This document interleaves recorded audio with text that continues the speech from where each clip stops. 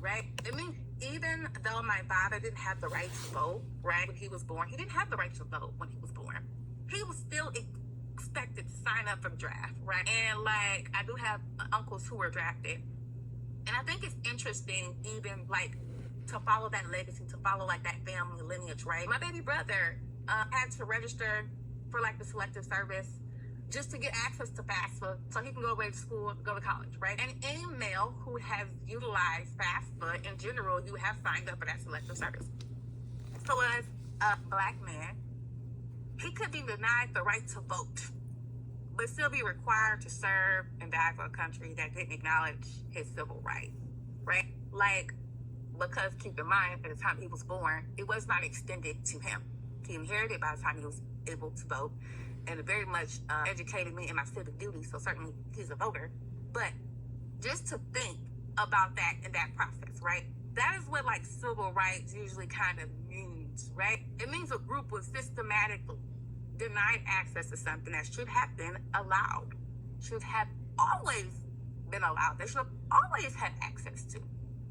But they had to fight. They had to fight. So this is why I wanted to make sure I spent a little time talking about this, because we're going to talk about the Second Amendment element, right? The entire civil rights framework questioned a rollback. The entire framework. Throughout this year, we just watched different sections be like systematically targeted, right? So at the same time that we're doing that, at the same time communities who have historically been denied rights are fighting just to keep what they have gained throughout these several years in these various elements of movements that all are absorbed into like the civil rights movement, so to speak, right? The government announces a brand new office to protect a right that was never collectively denied. It was never collectively denied. And not only that, they placed it inside of a civil rights division, which traditionally protects the most marginalized group in the country. The pattern is long-standing civil rights protections decreasing. New constraints apply to marginalized groups, right? And suddenly, a constitutional right elevated into civil rights machinery. This machinery that was designed to help protect disenfranchised groups, marginalized groups. So the civic question becomes, why redefine what civil rights means in 2025?